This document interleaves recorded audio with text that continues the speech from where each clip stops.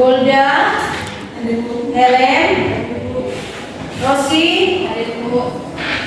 Veronica.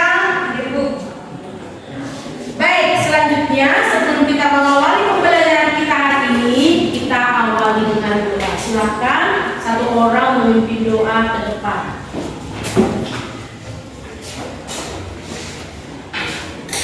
Teman-teman dan ibu guru sekalian, mari kita satukan hati kita. Mari kita berdoa dalam nama Bapa dan Putra dan Roh Kudus. Amin. Satukan hatimu. Amin. Nama Bapa dan Putra dan Roh Kudus. Amin. Terima kasih. Silakan duduk. Nah baik, masih ingat materi kita minggu lalu? Masih Bu. Coba satu orang bisa menjelaskan. Silakan Golda.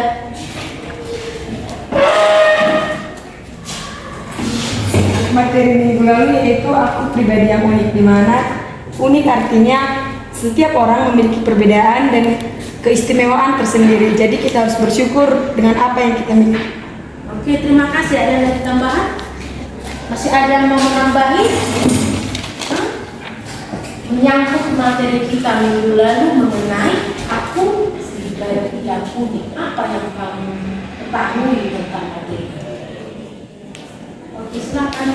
Dengan materi kita yang pada waktu itu, yaitu ada satu kata yaitu unik. Arti unik menurut kita yaitu memiliki ciri khas tersendiri dan memiliki perbedaan dari yang lain yang artinya tidak ada duanya. Oke, terima kasih. Aku pribadi yang unik berarti aku adalah pribadi yang tidak ada duanya. Aku adalah pribadi yang berbeda antara yang satu dengan yang lainnya. Dan aku adalah pribadi yang istimewa. Keunikan yang kita miliki itu adalah berasal dari Tuhan pencipta kita. Bagaimana kita menghadapi keunikan diri, baik kelebihan dan kekurangan? Bagaimana kita menghadapinya? Dengan bersyukur dan menerima diri. Kita harus bersyukur dengan keberadaan diri kita, apapun keadaannya, baik kelebihan maupun kekurangan. Dengan kelebihan yang kita miliki, kita merasa bangga dan bersyukur kepada Tuhan karena kita diberikan anugerah itu. Dengan kekurangan yang kita miliki, bagaimana kita menghadapi? Menerima kekurangan. Kita juga menerima kekurangan itu, bukan malah menutupinya, tapi kita terima kekurangan diri kita. Kemudian caranya supaya kekurangan itu tidak terlalu menonjol, tidak terlalu tampak, bagaimana? Tonjolkanlah kelebihan.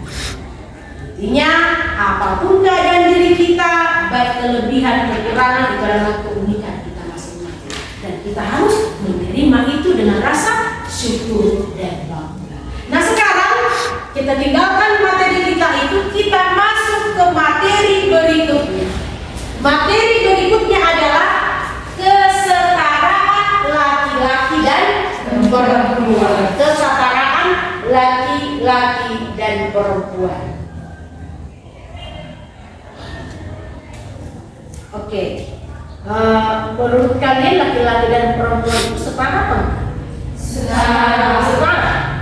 Oke, nah sebelum kita mendalami, Ibu akan memaparkan apa yang menjadi tujuan pembelajaran ini. Tujuan pembelajaran dalam materi ini adalah peserta didik mampu memahami jati diri sebagai perempuan atau laki-laki yang saling melengkapi dan sederajat. Bersyukur kepada Allah yang menciptakan dirinya sebagai perempuan dan laki-laki, sehingga pada akhirnya menghargai sebagai perempuan atau laki-laki yang saling melengkapi dan sederajat. Adapun yang menjadi kriteria ketercapaian pembelajaran adalah yang pertama, peserta didik mampu menganalisis makna dari kesetaraan gender. Yang kedua, peserta didik mengaitkan pesan kitab suci terkait dengan kesetaraan laki-laki dan perempuan berdasarkan Kejadian 2 ayat 18 sampai 23. Yang ketiga, peserta didik merumuskan upaya yang dapat dilakukan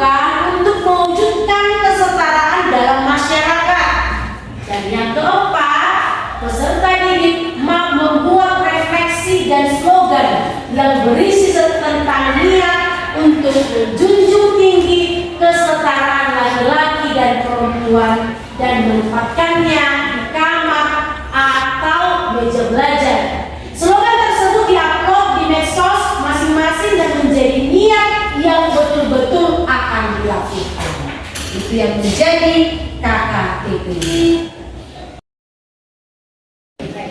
Nah, sebelum kita mendalami materi kita, Ibu akan mengajukan beberapa pertanyaan sebagai pemantik. Yang pertama, bagaimana kedudukan laki-laki dan perempuan dalam masyarakat kita? Oke, silakan. Sebenarnya laki-laki dan perempuan itu sama, tetapi di tanah air kami, khususnya di Tanah Batak, di mana laki-laki lebih diutamakan karena laki-laki adalah penerus marga. Jadi laki-laki seperti akan diutamakan dalam keluarga dan dalam masyarakat. Oke, terima kasih. Oke, yang kedua, bentuk-bentuk perendahan martabat kaum perempuan seperti apakah yang sering terjadi dalam masyarakat? Bentuk-bentuk perendahan martabat dalam kaum perempuan itu misalnya seperti pelecehan dan maupun kekerasan dalam rumah tangga. Yang kedua yaitu di mana perempuan tidak diremehkan, di mana mereka tidak perlu sekolah tinggi-tinggi karena pada akhirnya akan mengurus rumah tangga. Dan itulah pendapat saya. Terima kasih. Masih ada lagi? Masih ada? Di masyarakat kita masih sering terjadi perendahan martabat kepada perempuan. Antara lain tadi seperti yang dikatakan oleh teman. Nah, perempuan itu sering mendapatkan perlakuan yang tidak adil, baik di dunia pendidikan, kemudian apa lagi? Dalam pekerjaan sering dibeda-bedakan, terutama dalam suku kita yang mayoritas adalah suku Batak. Oke, yang ketiga, pertanyaan ketiga. Kira-kira mengapa hal itu bisa terjadi? Kenapa bisa terjadi perendahan itu? Silakan. Perendahan atau ketidaksetaraan gender antara laki-laki dan perempuan dikarenakan faktor lingkungan, kebiasaan serta tradisi, dan contohnya dalam kehidupan orang Batak karena laki-laki adalah penerus marga, itu adalah penerus keturunan juga, jadi perempuan kadang tidak disetarakan dengan laki-laki. Untuk mendalami materi ini, sekarang Ibu akan mengajak kamu untuk membahas, mendalami sebuah cerita atau kisah. Judulnya adalah ajarkan kesetaraan pada anak di keluarga dengan bermain peran.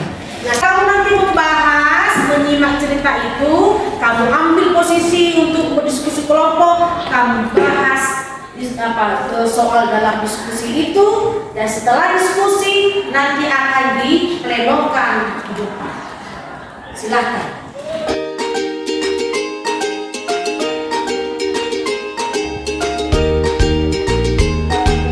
Setelah kita dari mempresentasikan hasil diskusimu, sekarang kita pendalaman kitab suci. Kita akan belajar dari kitab suci tentang bagaimana kesetaraan laki-laki dan perempuan menurut kitab suci dan juga ajaran gereja.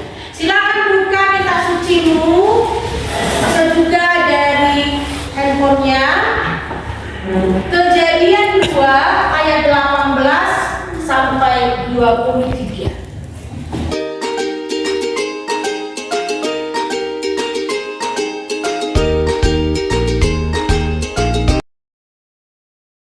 Oke, setelah kita mendalami kitab suci dan ajaran gereja tadi, kita bisa menarik kesimpulan bahwa pria dan wanita atau laki-laki dan perempuan itu diciptakan oleh Allah untuk saling melengkapi.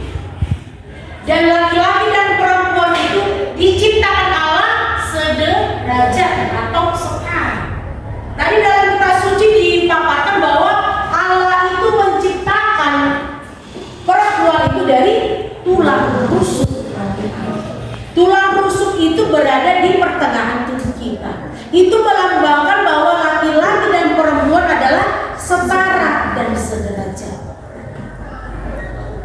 Itu menurut ajaran kitab suci dan ajaran gereja, bahwa laki-laki dan perempuan itu sederajat dan setara. Oke, baik.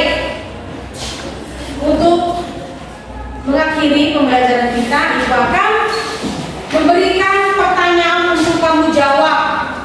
Silakan kamu jawab pertanyaan berikut ini dalam bukumu dan nanti akan menggugurkan.